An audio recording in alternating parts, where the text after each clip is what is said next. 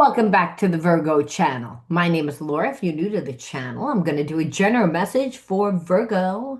Know that energy is fluid. Just interpret the message as it best resonates. Also know on this channel, the readings have a therapy style to them. So I do look at everything, but we take a lot more time to look at the spiritual blocks, the shadows, and see how they play out as karmic themes to help you understand why everything's playing out the way that it is. A lot of times we're dealing with past life karmic mates. We don't understand why they do what they do.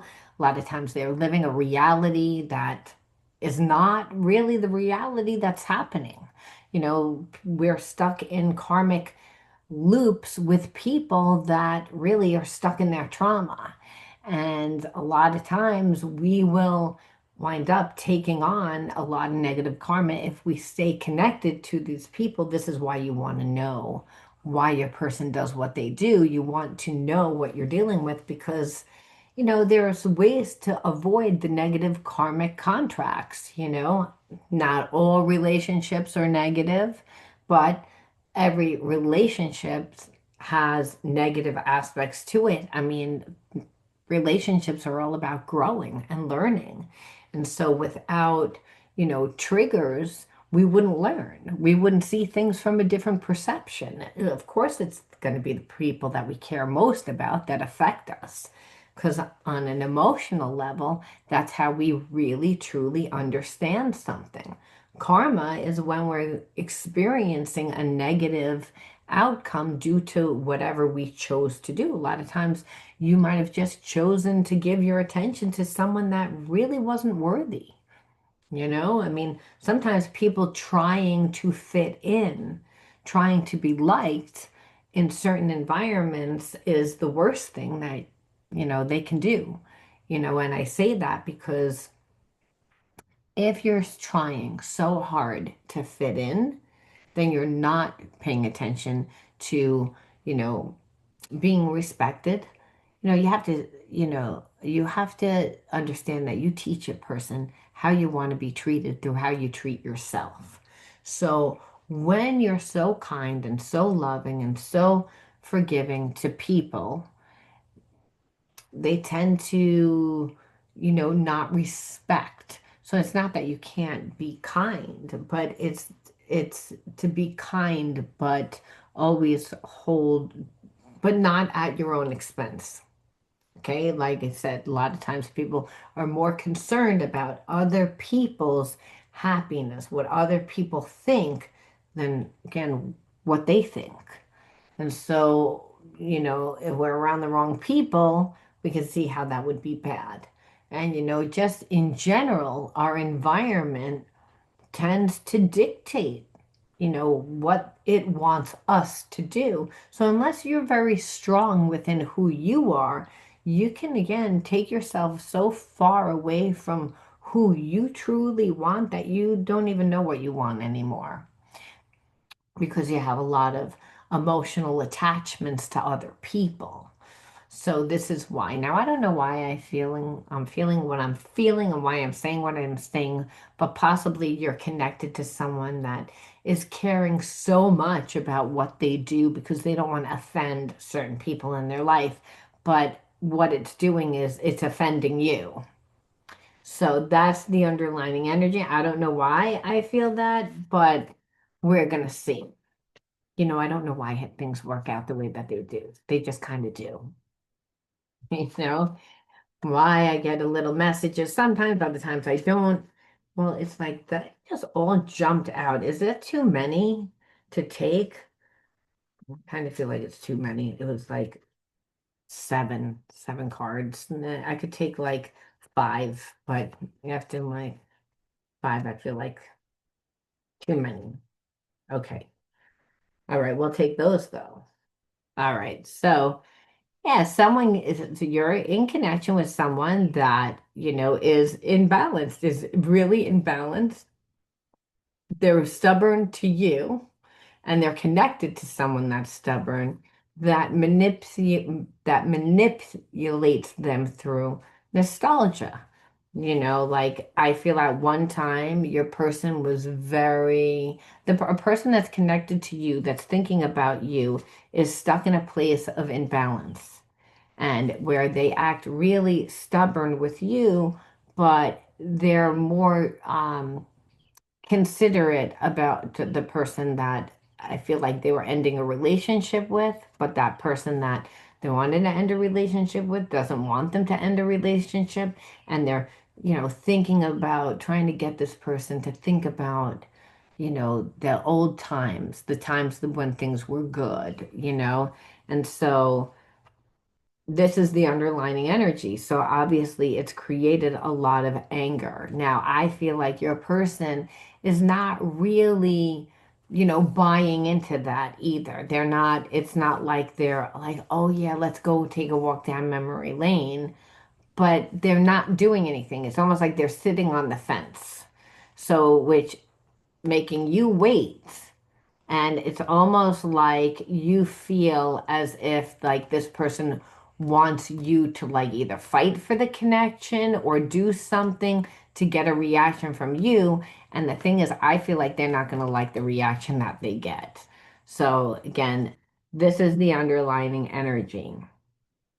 And what you know is that you're like, yeah, well, this person claims that they care so much, but they don't care whether I'm sad or I'm in pain. They don't care about that. It's like, and they're selfish. And they're selfish because there's a reason why that this person is nicer to that person. And it's not because it's like, oh, I have feelings. I feel like it's because of shame. And it's because at one time there was a very strong attachment where this person like is connected to someone that the relationship's over, but this person is hypersensitive to that person's needs, where they're like, oh, I have to make sure that they're okay. And but it's like what they're doing is they're neglecting you. Where it's like nothing, the obstacle is that. The obstacle is that this person doesn't like they're never gonna 100% feel okay about leaving that person because when they were in a connection with them, all it was them taking care of that person. They don't want to be in a connection like that anymore.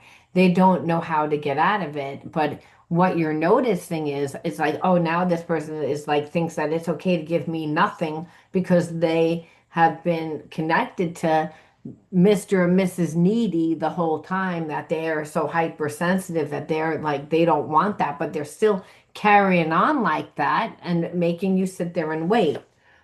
So again, this person, like again, they know they say, well, that person feels lost without me, and I feel lost without you.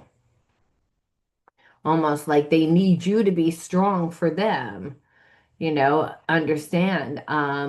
Please don't move on. Like this person knows that you're like getting pissed off, but understand you are the first person to make them feel this way, where they see that they can have a life that they don't have to take care of somebody. They don't have to like, it's like that person, that past person was so codependent. And at one time, this person was codependent too to get into a connection like that. But they don't want that anymore. It's like, it's almost like, but they feel obligated. So it's almost like this person has guilt feelings and they're easily manipulated and they're expecting you to be again extra strong, but you've showed them that they can have a life like this and that they want a life like this. They want to be with someone that it's equal give and take. Please don't give up on me. And the thing is, you're like, you don't give any time for me. It's like you like what you want me to do is sit here and wait for you. It's like I'm battling the inner demons, and the inner demons, I feel like as long as this person is around that karmic, and that's what we'll call them, and they're going to feel bad.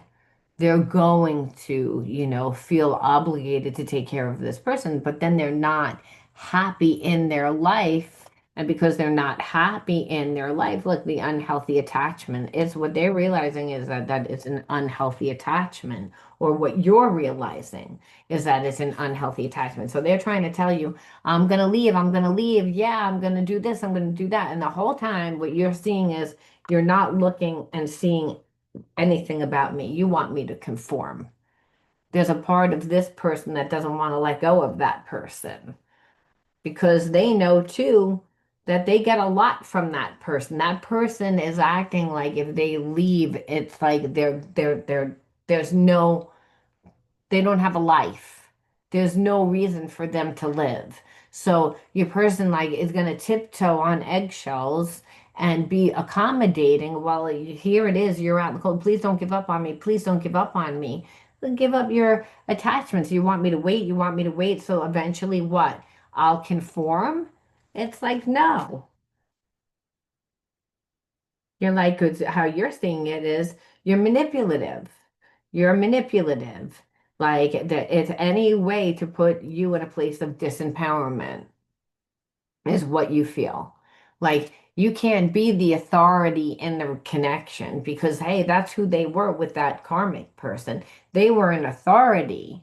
So, hey, that meant they got to do what they wanted to do when they wanted to do it. And that's something that you need to understand. It's not like they weren't getting anything out of it. This person took risks all the time, you know, illusions. So I feel like they ran around with different people. It's like they did not they were not good to that karmic either. I feel like there was betrayal because over time it was like this person was so codependent. They felt more like a parent than they felt as a lover. So what this person did was cheated a lot, and they, lived a double life. And that karmic was like not really okay with it, but your person has a fear of change because they actually like living in that. Being with you intimidates them a little bit. And now they created trust issues and they really like kind of slow walked it. There's a part of you that's like, I'm tired of you being in this imbalanced situation where you're leaving me empty because you're not giving me anything. Where it's like, you're like, see that this person is very lazy and you're like, I don't know whether or not you got this from inheriting it. So you might notice for some of you that this person has like has parents that were divorced but never 100% let go of the other person, like just weird family patterns where it's like, no real boundaries, is what I feel like. And it's like this person doesn't want to really, I feel like they don't really want to make that choice. It's like because again, they like to be superior. They like to be they're the hero, they're the savior with that person. They're the fixer. They're the ones that it's a lot of power. And so, with you, this person finds themselves a little bit like in competition. You're going to find that they're going to be triggered a lot by you because they're not on your vibration. So they project a lot and they can't deal with anything that you say. They see it all like through, as if you're criticizing them and it shatters their self-image. This person cares a lot about what other people think and what other people say. So how bad is it going to look if they walk away from this person that is, acting like they're helpless, right? To go on and live a happy life. So there's more of a karmic contract. So, and there's money that is tied up in it. All you know is that you're like, as long as I stay connected to you, it makes me angry. And that's really what it is. It makes you angry, and you're like, and I am always feeling like that person that you claim that there's no feelings for, like, wants something more. And like, so it makes you not feel like safe because this person isn't like drawing boundaries, like isn't like holding to strict boundaries. So, eventually it's going to morph into like some weird thing. And that this person has old habits and this triggers your trauma, but they again are living trauma and they don't really deal with it. All you know is you're like, well, you try to make me jealous.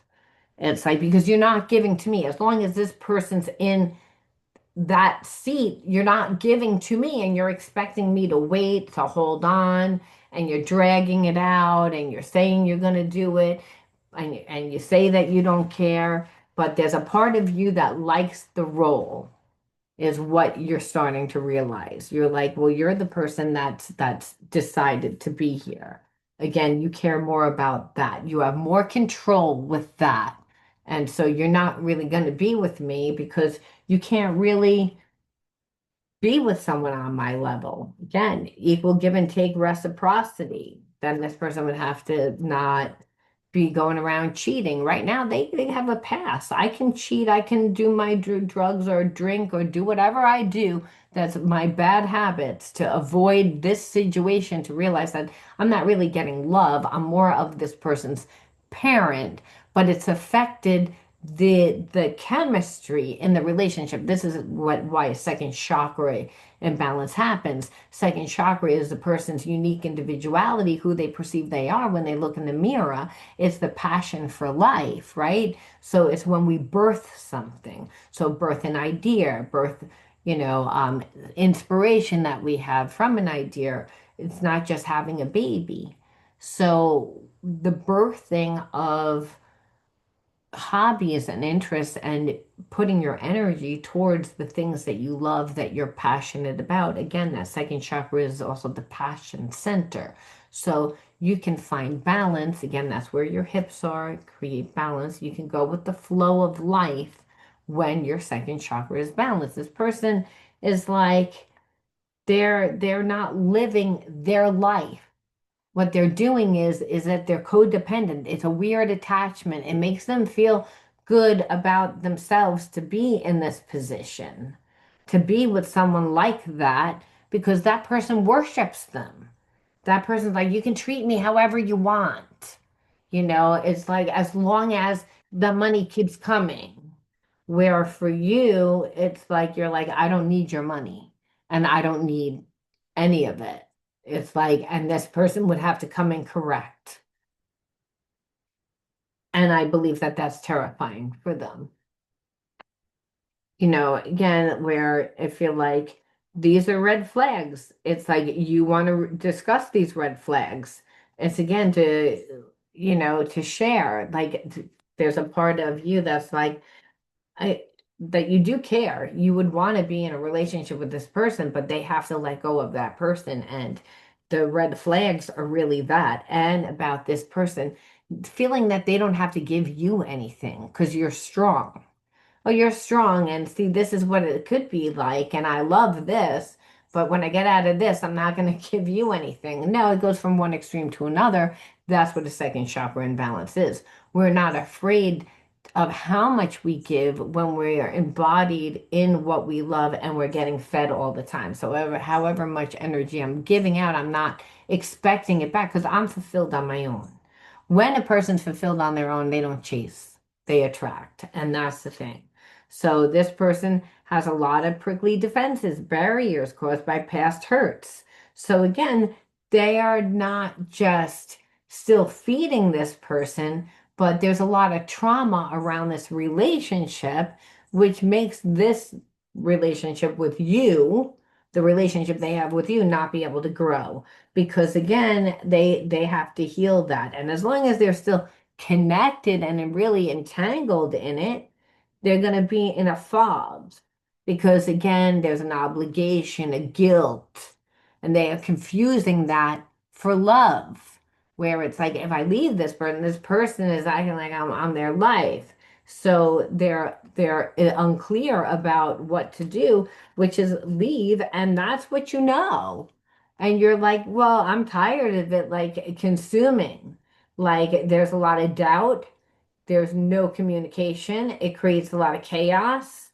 where you're like obsessed about that person's like feelings and what they're going to do, almost like again a parent. And what you know is you're like I see a lot of things and you unveiled a lot of things. And there's a part of you that just feels like, yeah, we have passion. We have a lot of passion, but it would burn out. Because that's all that there is. Because as long as that person's there, it's all about them. You want me to fall head over heels for you, but you have a looming agenda, and the looming agenda is that that person is staying right where they are. You don't want to let go of them. So you're not going to have me and that person. And I feel like that's what you see because they're not strong enough to set the boundary. They say that they don't want it, and there's a part of them that doesn't want it because again, they don't have a passionate relationship. However, that person is the cleanup person. That person makes them feel like a god. That person allows them to do whatever they want. That person, they don't have to grow up. It's easy. It's easy. And they're still looked at someone as important. And so with you, again, they'd have to come in correct. And there's a part of them that really doesn't want to do that. They'll say that they want to do that, but they don't. It's again that they're used to living this way, where it's like if I don't have to do it, I'm not going to do it. So when we say, well, what does this person truly feel about you? I always like to look at the hidden truth, even though I don't think you should be with this person because we already see that they're not really 100% letting go of that person. Um, I'm afraid to contact you because they already know, you know. But I'm so attracted to you, which we knew because they don't have any attraction for that other person. But I feel you leaving me behind. And that's really what it is. I hide behind I hide who I really am from you. And I don't react when people mention you. I mean, my life is not as what it seems. I mean, that's really, my life is not as together as it seems. And it doesn't, it's not. So, and they lost themselves for a while, but they do sometimes stay awake thinking about you. They're just not, again, they're not healed. It's like if they can have things their way, they would be with you. It's like, and the karmic doesn't care. They're like, I don't care. Go fuck with that person. You can be with that person, but you're not gonna leave here. And and there's a part of them, if they wanted to leave, they would. They didn't. They don't want to leave because they feel obligated. And like I said, they don't have to change. They can still cheat on this person and check out and do their drugs or drink or do whatever and not grow up. So you have to say, okay, why did you attract this person into your life? You're a mirror of whom what comes into your life. You have to look at the inner child wounds. So we'll look and we see the first card out, neglect, rebellious, frustration, optimism, lies and secrets, inner authority, joy,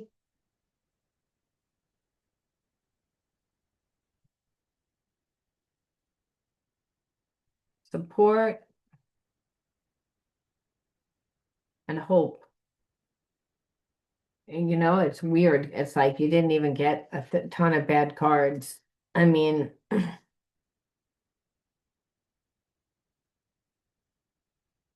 because this person, like, is just not really strong. I do feel like neglect and support are what the traumas, again, the inner child wounds. Like it could be emotional support. It didn't need to be, physical support, but I feel like when there's lies and secrets in the house, and the lies and secrets could be anything. It could be like my father's cheating on my mother. There's alcoholism, there's drug addictions. We don't have money, we haven't paid the rent. It's, whatever it is that's, a lie or a secret where it's not talked about, but everybody knows that it's like the elephant in the room that no one talks about, but everyone rearranges their life, to protect that lie, that secret, to not expose it, because it's almost like the family you associate it with the family and its protection of the family. However, the foundation then of the family is very weak then, because it's almost like every man for himself. It's like what becomes most important is protecting the lie and the secret, no matter no matter the cost. So I feel like emotionally you didn't get what you needed. The support, you didn't get what you needed because of whatever the lie or secret was. So it was very difficult. Like life is difficult when you're a child and you're not getting the love and the support. And again, we're protecting something that over time, you don't even care about anymore, but like you forget what you're protecting. Life becomes frustrating because you're not living your true self. So you could still be optimistic. And I think that you were always optimistic and always knew how to make your own joy and always kept hope alive because you're someone that has always been optimistic. Uh, and it's because you always listen to yourself. And again, and so you always did what you felt, even whatever the consequences were. And so you were seen as bad or rebellious.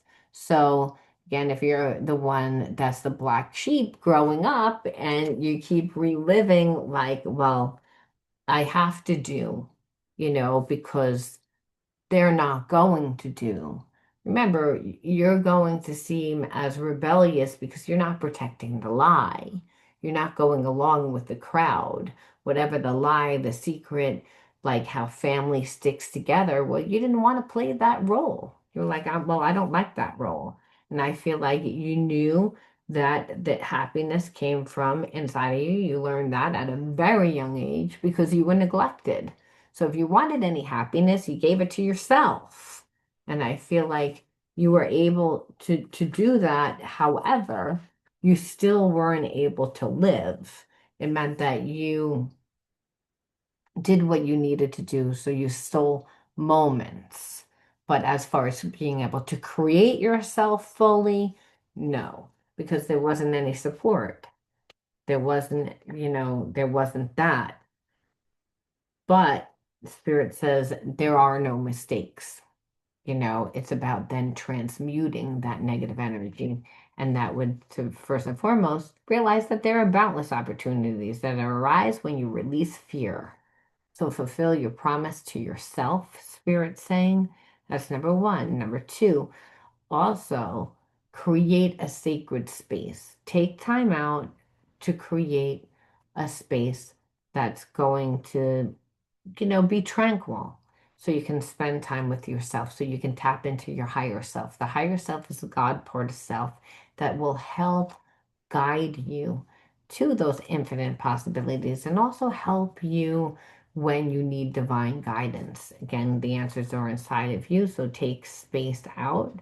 And yes, you are on the right path, even though it may be the one that's a lot less traveled, and it's just because you're creating your own way. And this is when God makes a way when there is no way just for you. And because you, again, are like releasing limiting beliefs that no longer serve you to free yourself. And once you do that, this is where when you're able to really fully transform. So Spirit saying it's like you're transforming. So acknowledge what you have already overcome in life and go with conviction because you have already learned the wisdom that you need to, that you have all the answers inside of you. So it's more about you being on your own soul's path now to listen to the whispers of your own soul guiding you and align your actions with your values is what Spirit's saying because you're prepared. It's like just needed to clear this energy, which you did. Now it's about transmuting the energy And that will happen as you again are on your path. And we end off with one more message, which is choice. Choose serenity, light, and positive energy, which is what you did because you're like, I can't be with this energy because this energy is committed to getting what they want. They'll say that that's not true, but their actions are telling you otherwise. And it was like affecting your serenity. So, again, no matter what you go through, choose happiness.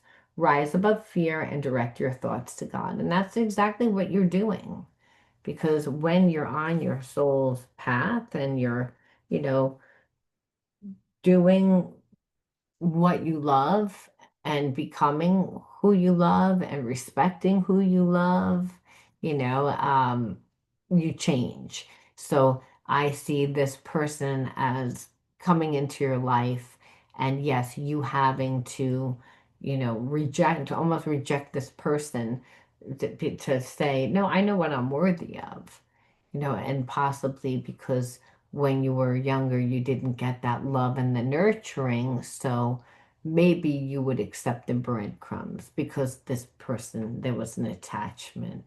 Maybe you look the other way. Again, it was clearly a karmic test that you passed. And you're on to infinite possibilities and transforming. So better things, attracting better things. All right, Virgo, I'll talk to you soon. Love you. Bye.